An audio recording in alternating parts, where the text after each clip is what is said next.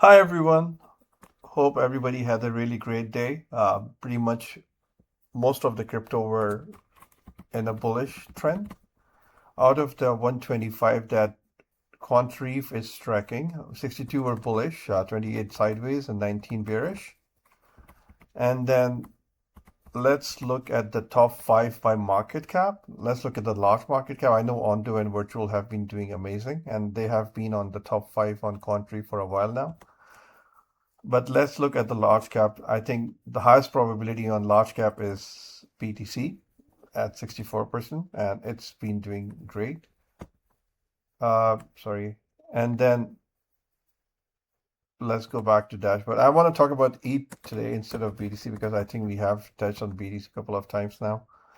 ETH has a 60% probability of continuation towards long. Technically, it's showing a lot of strength. It's right now the price of Ethereum is 1939. The technical indicators are saying get onto there might be a bull run. It's saying 1937, stop loss is 1912. Let's see how each of the layers are indicating. Each in the 9 layers trend and structure, we all know it's higher highs, 83% probability of continuation. Order flow liquidity heat map, it's low, and we will see that. Micro regime is 50%. Volume, there's a lot of volume for each, so that's 82. Statistically, it's strong. Institutional positioning is not in ETH, it's all in BTC right now. Crypto relative strength, Fibonacci, and behavior. So 3 out of 9 are bullish. Six are either 6 are just sideways. Let's go back into the setup. So system will also always tell you the technical side, but there is the fundamental or things that you have to recognize yourself. The probability is not at a tradable. It has to be at 68%, so it's 59. So that's not there yet. Readiness is at 80. It has to be at 90. So we can't take this trade. The most important thing is the market manipulation, or I don't know what you want to call it, exchange manipulation, market makers. So they already liquidated most of the longs before when they were trying to get rid of all 1.9, but there's still some liquidity here. I think it's between 1870 or it's 19. I think it's 1870 and 2.0. So there are some shorts there that they want to liquidate and some long here stop losses sitting at around 1898 or 1907 that they will try to test and liquidate them. So there's a high chance that we will see the market coming back to this area, 1892 and 1885, before any continuation on to 2.0 or 2K. Let's see some other nearest upside liquidation zone. 19, there will be some shorts who will be liquidated at this price. Some shorts, the closest one at this. Most of the traders are long. I think most of the whale positions are long too. So Ethereum has a high probability of continuation. Oh wow.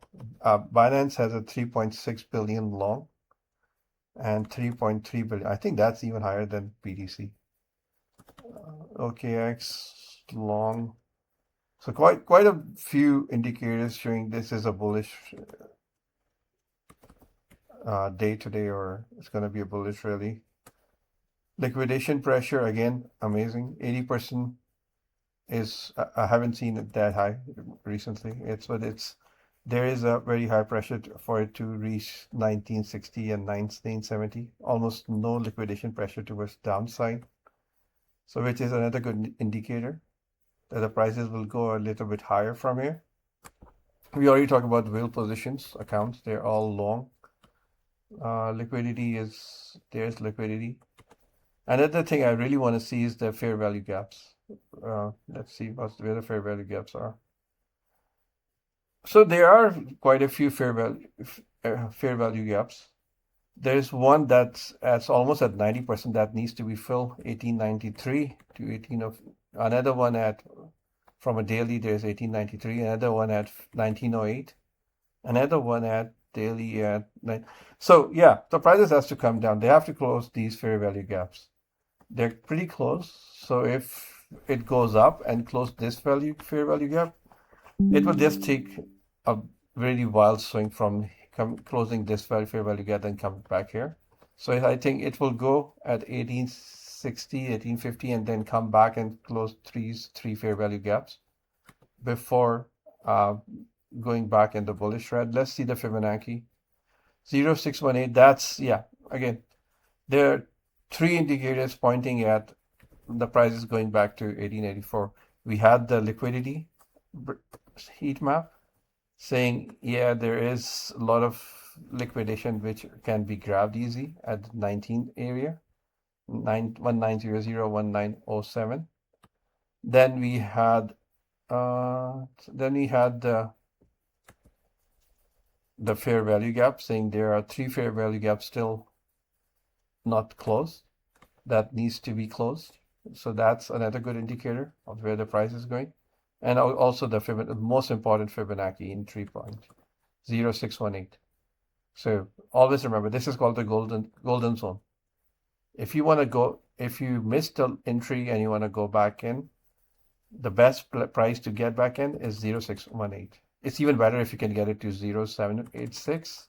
So you can break your entries into two price, but 0618 is called the golden zone.